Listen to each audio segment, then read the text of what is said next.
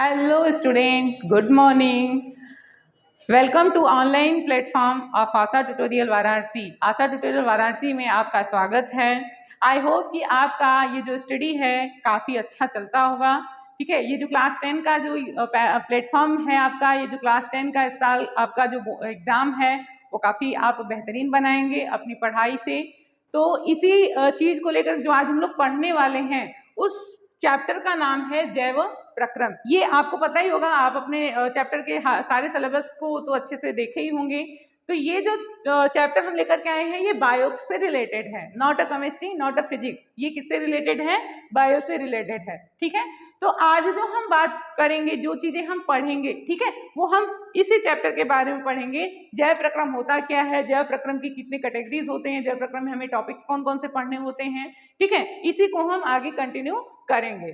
तो ये लेक्चर शुरू करने से पहले मैं आपसे रिक्वेस्ट करता हूं कि इसको आप लाइक करिए, शेयर करिए और सबसे इम्पोर्टेंट चीज कि आप इस चीज को अच्छे से अंडरस्टैंड करिए, समझिए। तो चलिए लेट्स बिगिन आवर चैप्टर। तो जैसा कि ये चैप्टर का नाम ही है जैव प्रक्रम, यहाँ पे इस चैप्टर का नाम ही है जैव प्रक्रम। मतलब इसको अगर हम कंटिन्यू इंग्लिश में जाने तो इसको हम बोलते हैं लाइफ प्रोसेस। कहने का मतलब कि ये जो चैप्टर होने वाला है ये किसी लिविंग बीइंग के अंदर जो प्रोसेस होता है उसी को ये इंडिकेट करता है। मतलब इसको अगर हम इंडिकेट करें, इसको हम डिफाइन करें तो लाइफ का मतलब होता है बेसिकली लिविंग्स। अब आपको ये तो कैरेक्टर्स पता ही होगा कि क्या लिविंग्स के कैरेक्टर्स होते हैं, क्या नॉन लिविंग्स के कैरेक्टर्स होते हैं। तो यहाँ पे बेसिकली अगर हम बात करते हैं इस चैप्टर में, तो बेसिकली ये लिविंग बीइंग्स के अंदर जो प्रोसेस होने वाला होता है, मतलब किसी जीवित जीवधारी के अंदर जो प्रोसेस होने वाला होता है उसी को ये चैप्टर इंडिकेट करता है। जैव का मतलब यहाँ पे हम हिंदी में ही अगर इसको डिफाइन करें तो जैव का मतलब होता है क्या? जीवित, और प्रक्रम का मतलब होता है प्रक्रिया। मतलब कि किसी जीवित जीवधारी के शरीर में जो प्रक्रिया होना होता है, किसी जीवित जीवधारी के शरीर के अंदर की जो प्रक्रिया होती है, उसके शरीर में जो प्रक्रियाएं होती हैं उसी को डिफाइन करके हम कह सकते हैं कि वो प्रक्रिया क्या कहलाती है? जैव प्रक्रम। अब यहाँ पे हमने कुछ डिफिनेशंस भी शॉर्ट कंडीशन में दिया हुआ है। ठीक है, समझ लीजिए आप लोग कि वे सभी प्रक्रम जो संयुक्त रूप से जीव का अनुरक्षण करते हैं उसे हम क्या कहते हैं? जैव प्रक्रम कहते हैं। उसको हम क्या कहते हैं? जैव प्रक्रम कहते हैं। मतलब कि वो सारा प्रक्रिया जो संयुक्त रूप से जुड़ते हुए किसी भी जीव का अनुरक्षण मतलब क्या करते हैं? उसको उसका प्रोटेक्शन करते हैं, उसको सुरक्षा प्रदान करते हैं, वो सारे के सारे जैव प्रक्रम कहलाते हैं। ठीक है, जैव प्रक्रम में हमें टोटल कितने प्रोसेस पढ़ने हैं, कितने टॉपिक्स पढ़ने होते हैं? जैसे कि यहाँ पे दिया गया है, जो पहला होता है पोषण, दूसरा होता है श्वसन, और तीसरा होता है संवहन, तथा चौथा होता है उत्सर्जन। मतलब ये पोषण, श्वसन, संवहन तथा उत्सर्जन मतलब न्यूट्रिशन, रेस्पिरेशन, ट्रांसपोर्टेशन और एक्सक्रीशन, ये टोटल 4 टॉपिक्स होते हैं जो कि हमें जैव प्रक्रम में अच्छे से पढ़ना है। तो चलिए आइए हम लोग बात करते हैं पोषण की, कि हम लोग पोषण में हमें क्या क्या, मतलब पोषण क्या होता है और इसको हम कैसे डिफाइन कर सकते हैं। ठीक है, अगर हम बात करते हैं पोषण की, ठीक है, तो बेसिकली क्योंकि पोषण क्या होता है? पोषण एक ऐसा प्रक्रिया होता है जिससे कि सभी लिविंग बीइंग को सबसे ज्यादा जरूरत किसकी होती है? पोषण की होती है। क्योंकि पोषण कहाँ से मिलता है? पोषक पदार्थों से मिलता है। ये जो पोषण होता है ये कहाँ से मिलता है? पोषक पदार्थों से मिलता है। और पोषक पदार्थ हमें कहाँ से मिलते हैं? ये पोषक पदार्थ हमें भोजन से मिलते हैं। ठीक है, ये चीजें तो क्लियर ही होंगी। ये हमें कहाँ से मिलते हैं? भोजन से मिलते हैं। ठीक है, तो ये जो पोषण होता है, ठीक है, पोषण से हमें बेसिकली ऊर्जा मिलती है, जिससे कि हमारा सेल, ठीक है, जिससे कि हमारा कोशिका, हमारा सेल, हमारा ऑर्गन प्रॉपरली एनर्जेटिक होते हुए काम कर सकता है। तो यहाँ पे देखिए, भोजन ग्रहण करना, पचे भोजन का अवशोषण करना एवं शरीर द्वारा अनुरक्षण के लिए उसका उपयोग करना, यही प्रक्रिया क्या कहलाता है? पोषण कहलाता है। ठीक है, अब अगर हम पोषण के आधार पर जीवों को डिवाइड करें, मतलब वर्गीकरण करें, ठीक है, पोषण के आधार पर ये जो वर्गीकरण मैंने यहाँ पे किया हुआ है ये पोषण के आधार पर किया हुआ है। तो अगर हम पोषण के आधार पर जीवों का वर्गीकरण करें तो ये होता है दो प्रकार का, स्वपोषी और विषमपोषी। स्वपोषी पोषण क्या होते हैं बेसिकली, अब चूंकि ये जो स्वपोषी होता है ये दो वर्ड से डिफाइन किया गया है, एक तो होता है स्व और दूसरा होता है पोषी। कहने का मतलब स्व का मतलब क्या होता है, खुद, स्व का मतलब क्या होता है खुद, और पोषी का मतलब क्या होता है पोषण प्रदान करना। मतलब कि जो खुद से अपना भोजन बना करके खुद से अपने को न्यूट्रलाइज करें तो उस प्रक्रिया को हम क्या कहते हैं, स्वपोषी पोषण कहते हैं। लेकिन यहाँ पे अगर हम बात करते हैं विषमपोषी की, तो विषम का मतलब होता है अलग अलग या विभिन्न, ठीक है। इसको हम बेसिकली डिफाइन कर सकते हैं कि ये जो विषमपोषी जीव होते हैं ये विभिन्न विधियों से अपना भोजन प्राप्त करते हैं या विभिन्न जीवों से अपना भोजन प्राप्त करते हैं, ठीक है। आगे हम बात करते हैं, वही चीज हमने यहाँ पे डिफाइन यहाँ पे एक्सप्लेन किया हुआ है बेटा कि जो स्वपोषी होते हैं, ठीक है, पोषण का वह तरीका है जिसमें जीव अपने आसपास के वातावरण में उपस्थित तरल जैव पदार्थों, ठीक है, तरल जैव पदार्थों जैसे कि हम बात करते हैं किसका, कार्बन डाइऑक्साइड, CO2 का, वाटर का, ठीक है, H2O का तथा सनलाइट, सूर्य के प्रकाश का, इन सब का उपयोग करके जो अपना भोजन है वो खुद बनाते हैं, वही जीव क्या कहलाते हैं, स्वपोषी पोषण कहलाते हैं, ठीक है। और स्वपोषी पोषण करने वाले केवल एक ही ऑर्गेनिज्म होते हैं, कह सकते हो कि एक लिविंग बींग्स होते हैं जिसको हम बोलते हैं ग्रीन प्लांट्स, हरे पौधे, ठीक है। दूसरा, पोषण का वह तरीका जिसमें जीव किसी दूसरे जीव से अपना भोजन प्राप्त करते हैं, ठीक है, उसे हम क्या कहते हैं, विषमपोषी जीव कहते हैं, जैसे कि हम लोग मानव और अन्य जीव, ठीक है। आगे हम लोग बात करते हैं, क्योंकि हमें अब डिटेल में पढ़ना है स्वपोषी के बारे में, ठीक है।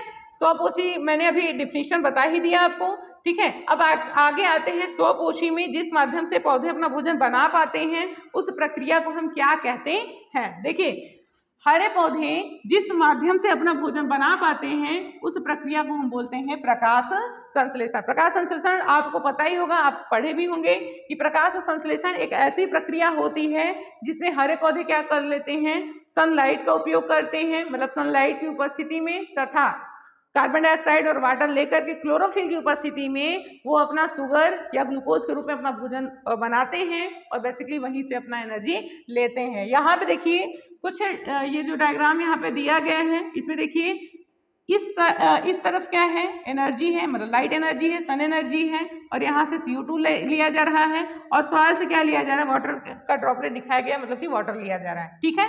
और यहाँ से रिलीज क्या हो रहा है, क्योंकि यहाँ पे एक्सेप्ट किया जा रहा है और इधर रिलीज क्या किया जा रहा है, ऑक्सीजन किया जा रहा है और शुगर मॉलिक्यूल्स किए जा रहे हैं, ठीक है। इसको अगर हम एक इक्वेशंस के फॉर्म में समझें, क्योंकि ये बहुत ही बेहतरीन तरीका होता है कि अगर हम 6CO2 लें, 6CO2 ये सब तो केमिस्ट्री के पोर्शंस होते हैं, हम बैलेंस फॉर्म में इसको लिखते हैं, ठीक है, मतलब इसको हम संतुलित अवस्था में लिखते हैं, बैलेंस फॉर्म में लिखते हैं। तो 6CO2, ठीक है, और 6H2O, ठीक है, और इसकी उपस्थिति क्या क्या होनी चाहिए, सनलाइट होनी चाहिए और क्लोरोफिल होनी चाहिए, ठीक है, और क्या क्या इसमें होना, सनलाइट और क्लोरोफिल होना चाहिए, और फिर ये क्या देते हैं, और 6O2, मतलब कि ऑक्सीजन को ये रिलीज कर देते हैं, यहाँ से ऑक्सीजन ये बाहर निकाल देते हैं। तो यही से हो गया ऑक्सीजन का निकलना, ठीक है। तो बेसिकली अब देखो, प्रकाश संश्लेषण का जो माध्यम होता है वो केवल बेसिक यहाँ पे क्या होता है, अपने आप को न्यूट्रलाइज करना और ऑक्सीजन रिलीज करना, और ये देखिए कार्बन डाइऑक्साइड ये एक्सेप्ट करते हैं और ऑक्सीजन को रिलीज करते हैं, ठीक है। और इनका जो प्रोडक्ट होता है वो किस फॉर्म में होता है, ग्लूकोज या फिर कार्बोहाइड्रेट के फॉर्म में। आगे हम लोग चलते हैं, ठीक है, आगे हम लोग देखते हैं कि प्रकाश संश्लेषण के लिए, ठीक है, प्रकाश संश्लेषण के लिए सबसे इम्पोर्टेंट चीज क्या होना चाहिए, मतलब सबसे इम्पोर्टेंट फैक्टर्स क्या क्या होने चाहिए, क्योंकि प्रकाश संश्लेषण के लिए इम्पोर्टेंट फैक्टर्स भी हमें जानना जरूरी है कि किसकी उपस्थिति में प्रकाश संश्लेषण काफी आसान होता है, और सबसे जरूरी चीज ये है कि प्रकाश संश्लेषण के लिए कौन कौन सा कारक होना जरूरी है, ठीक है। जैसे कि यहाँ पे हम पहले ही बात कर लेते हैं सनलाइट, ठीक है, अलग अलग तरंगदैर्घ्य के 7 रेज की जो किरणें होती हैं, ठीक है, वो जो क्लोरोफिल होता है वो मैक्सिममली क्या करता है, सनलाइट को एब्जॉर्ब करता है। तो यहाँ पे सूर्य का प्रकाश, सनलाइट, क्लोरोफिल, कार्बन डाइऑक्साइड और वाटर, ये इतने इंपॉर्टेंट फैक्टर्स होते हैं, ठीक है, फोटोसिंथेसिस के। और इसमें अगर हम इंक्लूड कर सकें तो बिना मृदा के तो प्रकाश संश्लेषण होगा नहीं, और बिना तापमान के प्रकाश संश्लेषण नहीं होता है। तो कहने का मतलब इसको, इन दोनों को भी आप लोग लिख सकते हैं, ठीक है, इसको और एक्सप्लेन करके, ठीक है। अब देखिए प्रकाश संश्लेषण के दौरान कौन कौन से इवेंट्स होते हैं, प्रकाश संश्लेषण के दौरान कौन कौन सी घटनाएं होती हैं। तो यहाँ पे देखिए, जैसे कि अगर हम बात कर लेते हैं क्लोरोफिल की, ठीक है, तो पहले क्लोरोफिल द्वारा प्रकाश ऊर्जा का क्या होता है, ग्रहण करना होता है। देखिए हम एक चीज और डिफाइन कर सकते हैं प्रकाश संश्लेषण के बारे में। प्रकाश संश्लेषण एक ऐसी प्रक्रिया होती है जो लाइट एनर्जी को कन्वर्ट कर देता है, किसमें, केमिकल एनर्जी में, मतलब प्रकाशीय ऊर्जा को रासायनिक ऊर्जा में कन्वर्ट कर देता है। तो यहाँ पे वही है कि पहले क्लोरोफिल क्या करेगा, सूर्य के प्रकाश को एक्सेप्ट करेगा, ग्रहण करेगा, और फिर ये जो प्रकाशीय ऊर्जा होता है वो चेंज कर देता है रासायनिक ऊर्जा में। कहने का मतलब होता है कि जल को ब्रेक डाउन करेगा, किसमें, हाइड्रोजन और ऑक्सीजन में, उसको डिसोसिएट कर देगा, तोड़ देगा, ठीक है। और यहाँ से फिर जो ऑक्सीजन होता है, मतलब जो कार्बन डाइऑक्साइड होता है, वो कन्वर्ट हो जाता है किसमें, कार्बोहाइड्रेट में, उसका अपचयन हो जाता है। और यही इवेंट्स होते हैं प्रकाश संश्लेषण के दौरान, ठीक है। आगे हम लोग बात करते हैं, क्योंकि जिस माध्यम से कार्बन डाइऑक्साइड लेता है पौधा और ऑक्सीजन रिलीज करता है, उसके आर्गन को भी हमें समझना पड़ेगा। तो जिस माध्यम से गैसों का आदान प्रदान होता है उसको हम क्या कहते हैं, रंध्र कहते हैं। रंध्र जो होता है एक छोटा सा छिद्र होता है, ठीक है, जो कई सारी कोशिकाओं के, मतलब द्वार कोशिकाओं से घिरा हुआ होता है। और बेसिकली द्वार कोशिकाएं ही होती हैं जो रंध्र को बंद करने और खोलने में, ओपनिंग और क्लोजिंग में मदद करते हैं, ठीक है। अब आगे हम बात कर लेते हैं इसके काम के बारे में, मतलब ये काम क्या करता है। जैसे यहाँ पे देखिए प्रकाश संश्लेषण के लिए गैसों का आदान प्रदान रंध्र करता है, और सबसे इंपॉर्टेंट चीज वाष्प उत्सर्जन की जो प्रक्रिया होती है, ठीक है, वो भी रंध्र के द्वारा ही किया जाता है। वाष्प उत्सर्जन कहने का मतलब क्या होता है कि जो एक्स्ट्रा वाटर मॉलिक्यूल्स स्टोर होता है प्लांट्स के अंदर, ठीक है, वो जो वाटर होता है वो इसी रंध्र के द्वारा बाहर निकाल दिया जाता है, ठीक है। तो यहाँ पे जो रंध्र होता है, रंध्र के बेसिकली यहाँ पे दो काम किए जाते हैं, ठीक है। अब थोड़ा सा हम लोग विषमपोषी के बारे में भी देख लेते हैं। विषमपोषी में मैंने बताया कि ये अलग अलग माध्यम से अपना भोजन प्राप्त करते हैं, ठीक है। अगर हम बात करते हैं, देखिए यहाँ पे मैंने डेफिनेशन लिखा हुआ है, ठीक है। अब अगर हम बात करते हैं कि विषमपोषी होते कितने प्रकार के हैं, तो विषमपोषी 3 प्रकार के होते हैं, परजीवी, मृतोपजीवी और प्राणिसमभोजी, ठीक है। परजीवी मतलब क्या होता है, जो किसी जीवित अवस्था में, ठीक है, जीवित अवस्था में पाए जाने वाले जंतुओं के शरीर पर उपस्थित होते हैं और उनसे अपना भोजन प्राप्त करते हैं, तो उसी को हम बोलते हैं परजीवी। परजीवी के एग्जाम्पल्स की अगर हम बात करते हैं तो क्या होगा, फीता, कृमि होगा, ठीक है, फीता कृमि होगा और जू होगा, ठीक है। दूसरा अगर हम बात कर लेते हैं मृतोपजीवी के बारे में, ठीक है, तो मृतोपजीवी का मतलब क्या होता है, जो हमें जो सड़े गले पदार्थों, मतलब डेड एंड डिकेइंग मैटर से अपना भोजन प्राप्त करें, सड़े गले पदार्थों से अपना भोजन प्राप्त करें, उन्हें हम क्या बोलते हैं, मृतोपजीवी। मतलब इसको हम बेसिकली क्या बोलते हैं, सैप्रोफाइट्स बोलते हैं, ठीक है, मतलब डेड एंड डिकेइंग मैटर से अपना भोजन प्राप्त करें, ठीक है। मृतोपजीवी में क्या आएंगे, सबसे अच्छा एग्जाम्पल और सबसे फेमस एग्जाम्पल क्या है, फंजाई है, मतलब कि कवक है, ठीक है। उसके बाद आगे हम बात करते हैं प्राणिसमभोजी की। प्राणिसमभोजी के आधार पर आगे हमें अमीबा में और किसमें, मानव में, दोनों को एक्सप्लेन करना है, ठीक है।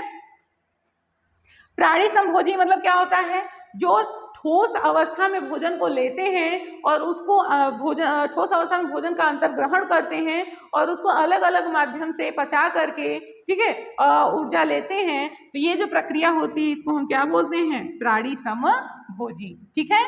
आगे देख लेते हैं हम लोग अच्छा हाँ, प्राणिसमभोजी का जो एग्जाम्पल है आप लोग यहाँ पे लिख सकते हैं, मानव तथा अमीबा, मानव तथा अमीबा, ठीक है, ये प्राणिसमभोजी के एग्जाम्पल्स होते हैं, ठीक है। आइए आगे हम बात कर लेते हैं बेटा, अमीबा में पोषण, ठीक है, इसके बारे में हम एक्सप्लेन कर लेते हैं, ठीक है। न्यूट्रिशन इन अमीबा, क्योंकि अमीबा कैसा होता है, एक कोशिकीय जीव होता है, ठीक है। अमीबा सिंगल सेल से बना हुआ एक ऑर्गेनिज्म है, एक कोशिकीय जीव होता है, ठीक है। इसकी पूरी लाइफ एक्टिविटी सिंगल सेल में ही कंप्लीट होती है और ये प्रोटोजोन मेंबर्स होता है, ठीक है। इसमें जो भोजन लेने की जो कंडीशंस होती है, मतलब जहाँ से ये भोजन, अब इसमें माउथ तो होता नहीं है, मुख तो होता नहीं है कि अपने मुख से भोजन को एक्सेप्ट करेगा, नहीं, ये क्या करता है, जिस माध्यम से भोजन को लेता है, अपने बॉडी सरफेस से ही भोजन को लेता है, और जिस ऑर्गन को लेता है, जिस पार्ट से लेता है, उसको हम बोलते हैं कूटपाद, मतलब इसको हम बोलते हैं स्यूडोपोडिया। ठीक है, ये स्यूडोपोडिया ही होता है जो अमीबा के भोजन में मदद करता है। अब मैं यहाँ पे आपको थोड़ा सा एक एक्सप्लेनेशन दे देता हूँ, मतलब एक बता देता हूँ कि अमीबा कैसे अपना भोजन प्राप्त करता है। जैसे कि ये मान लीजिए अमीबा है, ठीक है,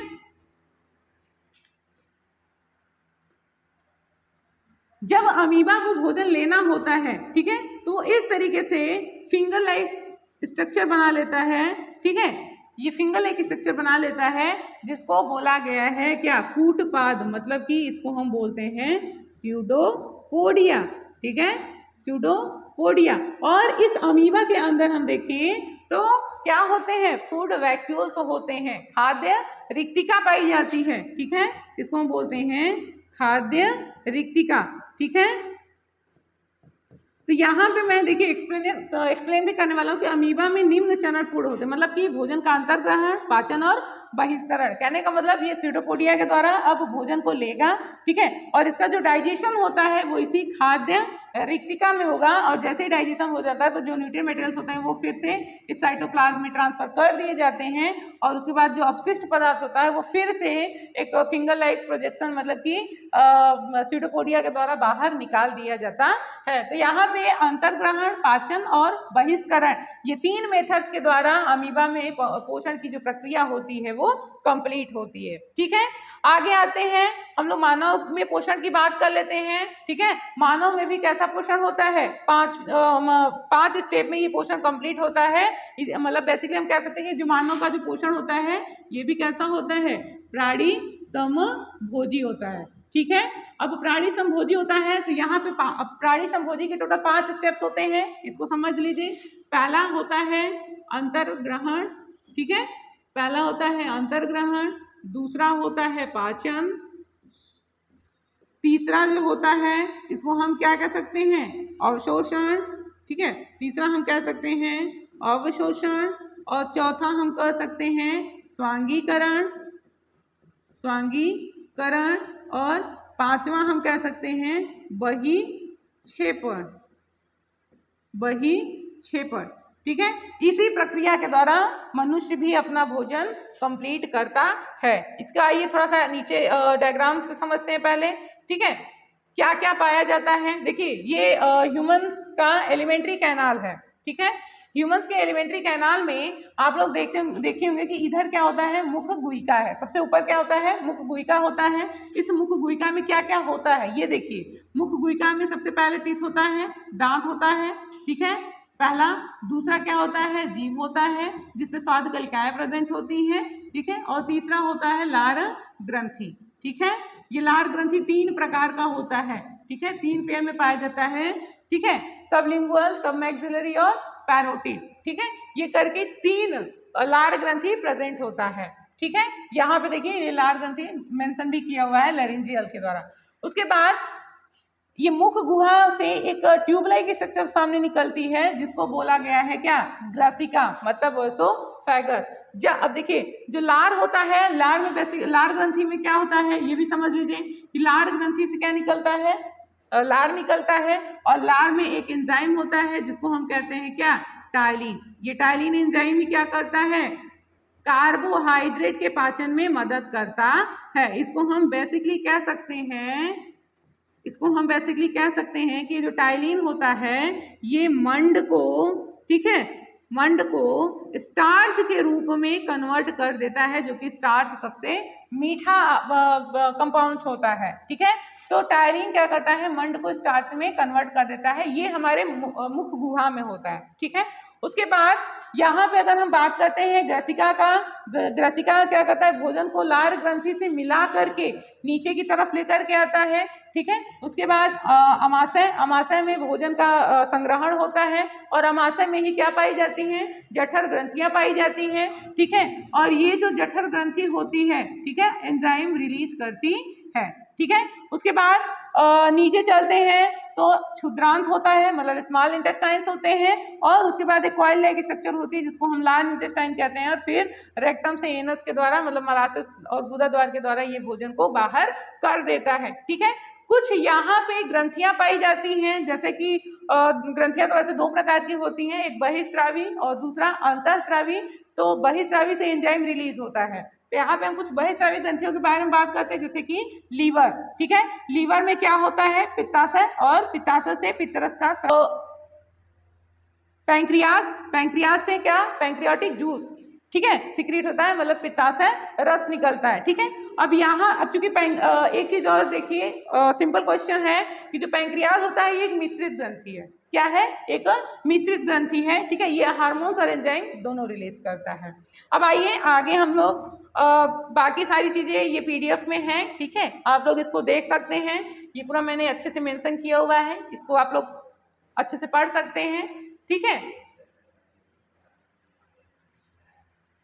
आगे देखिए, कुछ हम चार्ट बनाए हुए हैं, मतलब एक वो है कि हम सारे एंजाइम्स को एक साथ इसमें एक्सप्लेन कर सकते हैं।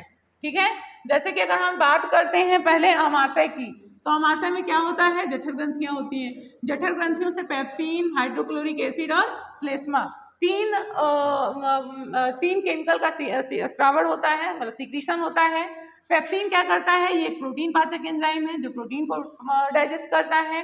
हाइड्रोक्लोरिक एसिड ये एसिडिक मीडियम प्रोवाइड कराता है, अम्लीय माध्यम प्रोवाइड करता है, और भोजन को 2 से 3 घंटे तक सुरक्षित स्टोर करता है। श्लेष्मा ये क्या करता है, अमाशय के आंतरिक स्तर की अम्ल से रक्षा करता है, उसको नष्ट नहीं होने देता है। ठीक है, अब बात करते हैं हम क्षुद्रांत, या इसको हम क्या कह सकते हैं, छोटी आंत। ठीक है, ये छोटी आंत के बारे में अगर हम बात करते हैं तो यहाँ से क्या इंटेस्टाइनल जूस सीक्रेट होता है, आंतरिक रस सीक्रेट होता है, जो बेसिकली कार्बोहाइड्रेट, वसा और प्रोटीन के अलग अलग डाइजेशन में मदद करता है। मैंने कार्बोहाइड्रेट यहाँ पे इसलिए लिखा है क्योंकि इंटेस्टाइनल जूस कार्बोहाइड्रेट को ग्लूकोज में, वसा को वसीय अम्ल में, और प्रोटीन को अम्लीय अमीनो अम्ल में कन्वर्ट कर देता है। ठीक है, अब यहाँ से जो यकृत है, ठीक है, लीवर, ये भी पित्तरस का स्रावण करेगा, और पित्तरस में क्या होता है, पित्त लवण होता है, और बेसिकली जो पित्त लवण होता है मतलब कि बाइल साल्ट होता है, ये वसा को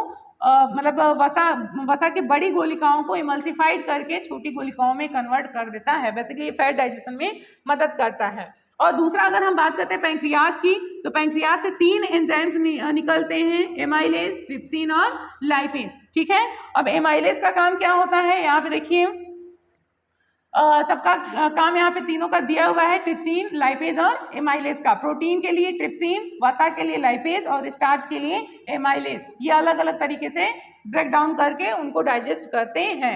और स्मॉल इंटेस्टाइन में ही एक विलाई होता है, एक दीर्घरोम रीजन होता है, जो क्या करता है, अवशोषण की सतह को बढ़ा देता है, क्योंकि स्मॉल इंटेस्टाइन में अवशोषण की प्रक्रिया पूर्ण होती है। ठीक है, आगे हम बात कर लेते हैं बृहदांत्र की, जिसको हम क्या कहते हैं, बड़ी आंत कहते हैं। ठीक है, ये बड़ी आंत क्या करता है, जल का अवशोषण करता है, और वज्र पदार्थ मतलब कि जो अपशिष्ट पदार्थ होते हैं उनको बाहर निकाल दिया जाता है। तो ये एक शॉर्ट टर्म तरीका था जिसकी वजह से आप इस चीज को समझ सकते हैं। तो अब मैं आपके लिए 3 क्वेश्चंस लेकर के आया हूँ, इसका आंसर आप लोग देंगे, हम नहीं, और ये आपका जो आंसर है वो हमें कमेंट बॉक्स में आ जाना चाहिए। जैसे कि पहला जो आंसर क्वेश्चन मैंने यहाँ पे लिखा हुआ है कि स्टोमेटा के खुलने तथा बंद होने की प्रक्रिया में मदद करता है। ठीक है, ऑप्शंस आपके सामने हैं, जो भी सही ऑप्शंस होगा आप लोग कमेंट बॉक्स में जरूर लिखिएगा।